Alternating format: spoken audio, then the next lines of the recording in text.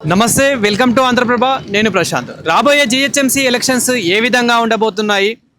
Janasena, BRS, BJP మూడు కలిసి పోటీ చేయబోతున్నాయి అని చెప్పేసి స్వయాన కవిత గారే కామెంట్స్ చేయబోతున్నారు. మరి కలిసి పోటీ చేస్తే ఏ విధంగా ఉండబోతున్నాయి, ఈవెన్ విడివిడిగా పోటీ చేస్తే ఏ విధంగా ఉండబోతుంది, మరి ఏ పార్టీ ఎక్కువ రాబోతూ ఉన్నాయి, మెజారిటీ ఎక్కువ దేనికి రాబోతున్నాయని పూర్తి వివరాలు అయితే ఒక్కసారి ప్రజలతో మాట్లాడి వాళ్ళ ఒపీనియన్ కూడా తెలుసుకునే ప్రయత్నం అయితే చేద్దాము. నమస్తే అన్న. నమస్తే అన్న. పేరు? నా పేరు గుమ్మడి కుమార్ అన్న. నేను రాజేంద్ర నగర్ నియోజకవర్గం మైలార్దేపల్లి డివిజన్ అధ్యక్షులుగా కొనసాగుతా ఉన్నాను. అన్న, అయితే ఇప్పుడు మీకు జిహెచ్ఎంసీ ఎలక్షన్స్ ఏ విధంగా ఉండబోతున్నాయి అనేది నార్మల్ ప్రజల కన్నా మీకు ఎక్కువ తెలిసి ఉంటుంది, అది సర్వే ప్రకారం అయితే. సో ఇప్పుడు రాబోయే జిహెచ్ఎంసీ ఎలక్షన్లో మరి ఏ విధంగా ఉండబోతుంది అంటే ఏం చెప్తారు? పార్టీల ప్రభావం కూడా ఏ విధంగా ఉండబోతుంది, ఏ విధంగా పోటీ చేయబోతున్నాయి, ఎలా ఉండబోతుంది? చూడండి అన్న, మేము గతంలో ఛాలెంజ్ చేసి కేటీఆర్ గారి ఆధ్వర్యంలో మేము 100 గెలుస్తామని చెప్పి 100 గెలిచినటువంటి బీఆర్ఎస్ పార్టీగా మేము ఇక్కడ ఉన్నాం. ప్రధానమైనటువంటి ప్రతిపక్షంగా కూడా మేము ఇక్కడ ఉన్నాం.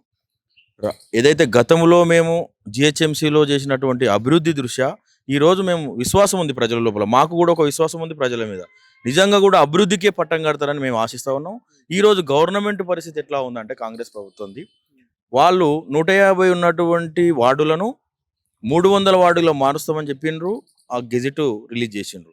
మళ్ళీ ప్రజలను అయోమయంలో పెడుతున్నారు, లీడర్లను కూడా అయోమయంలో పెడుతున్నారు. మళ్ళీ ఇంకో 100 పెంచుతాము, 400 వార్డులను చేస్తాం అంటున్నారు. ప్రభుత్వం దగ్గర స్పష్టమైనటువంటి ఒక వైఖరి మాకు కనిపిస్తలేదు. మేము నిజంగా కూడా ఇలా ప్రజల దగ్గర ఉన్నాం.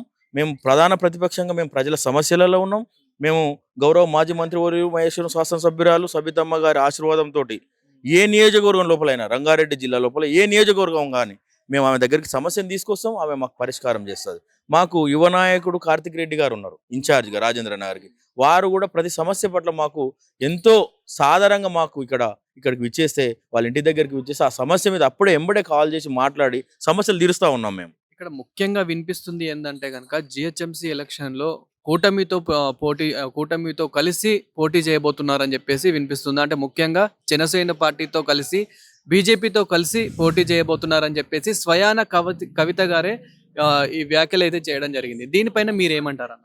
మా గౌరవ పార్టీ వర్కింగ్ ప్రెసిడెంట్ గారు SIR కార్యక్రమం ప్రతి నియోజకవర్గంలో ప్రతి కాన్స్టిట్యున్సీ లోపల మేము చేస్తూ ఉన్నాం. చేస్తున్న తరుణంలో కేటీఆర్ గారు ఆల్రెడీ చెప్పడం జరిగింది, 100% సింహం సింగిల్గానే వస్తుంది, బీఆర్ఎస్ పార్టీ జిహెచ్ఎంసీలో సింగిల్ పార్టీగానే వస్తుంది. మాకు ఎవరితో పొట్టు పెట్టుకోవాల్సినటువంటి అవసరం లేదు మాకు. ఎందుకంటే మేము ఆల్రెడీ జిహెచ్ఎంసీలో జెండా ఎగిరేసినాం. ప్రతి డివిజన్ లోపల గులాబీ జెండా ఎగిరేసినటువంటి వాళ్ళం. మాకు ఎవరితో పొత్తు పెట్టుకోవాల్సిన అవసరం లేదు, ఆ అవసరం రాదని నేను అనుకుంటా ఉన్నాను. బహుశా వాళ్ళు ఏమన్నా ఆలోచన చేస్తున్నారేమో వాళ్ళతో పొత్తు పెట్టుకోవాలి. బీఆర్ఎస్ బీజేపీ అంతా ఒకటే అనే వాళ్ళకు మీరు ఏం చెప్తారన్న? బీఆర్ఎస్ బీజేపీ మీరు చూస్తూ ఉన్నారు, గౌరవ ముఖ్యమంత్రి గారు ఆయన పెద్ద ఆయన వచ్చినప్పుడు, ప్రధానమంత్రి గారు వచ్చినప్పుడు బడాబాయ్ చోటాబాయ్ అని ఎవరు నడిపిస్తున్నారు, ఏ రకంగా ఉన్నది పబ్లిక్ లోపల అందరికీ తెలుసు, మాకు కూడా తెలుసు.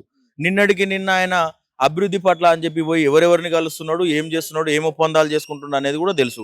ఇక్కడికి వచ్చినప్పుడు, స్టేట్లోకి వచ్చినప్పుడు ఒక మాట, ఢిల్లీలో పోయినప్పుడు ఒక మాట, బహిరంగ సభలో ఒక మాట, పబ్లిక్ మీటింగ్లో ఒక మాట, అన్ని 2 నాలుకల ధోరణి 2 కళ్ళ సిద్ధాంతాన్ని ఎవరిని అడుగుజాడల్లో నడుస్తున్నా అనేది కూడా ఇక్కడ తెలంగాణ ప్రజానికానికి తెలుసు. ముఖ్యంగా జిహెచ్ఎంసీ ప్రజలు సాధారణ ఎన్నికల్లో బీఆర్ఎస్ పార్టీకి కట్టం కట్టారు. ఇక్కడ చూసినట్టయితే మీరు సాధారణ ఎన్నికల్లో ఒక్కటి కూడా ఏ పార్టీకి రాలేదన్న, బీఆర్ఎస్ పార్టీకి వచ్చింది. బహుశా 100% వాళ్ళకి భయం వేస్తుంది. మేము ఏ విధంగానైనా గెలవాలని ఎన్నో సాయశక్తులు కృషి చేస్తున్నారు, కానీ ప్రజలు మా వైపు ఉన్నారు, ప్రజలు నిజం వైపు ఉన్నారు, బీఆర్ఎస్ వైపు ఉన్నారు. కేసీఆర్ గారి అభివృద్ధిని చూసి ఓటేస్తారని మేము నమ్ముతా ఉన్నాం. ఇప్పుడు పవన్ కళ్యాణ్ ఇంటికి కేటీఆర్ గారు పోబోతున్నారు, 2 పార్టీలు కలవబోతున్నాయి అనుకునే వాళ్ళకి ఏం చెప్తారు, అనేవారికి ఏం చెప్తారు? వర్కింగ్ ప్రెసిడెంట్ గారు SIR కార్యక్రమంలో బాజాబ్తా వారే చెప్పినారు, నేను ఎవరింటికి పోవాల్సిన అవసరమూ లేదు, నాకు తెలంగాణ వ్యతిరేక కార్యకలాపాలు చేసేటువంటి పార్టీలతోనే అస్సలు అవసరం లేదు. మేము సింగిల్గా వెళ్తున్నాం, జిహెచ్ఎంసీలో సింగిల్గా పోరాటం చేస్తాం, సింగిల్గా న్యాయబద్ధంగా ప్రజల దగ్గరికి వెళ్తాం. మేము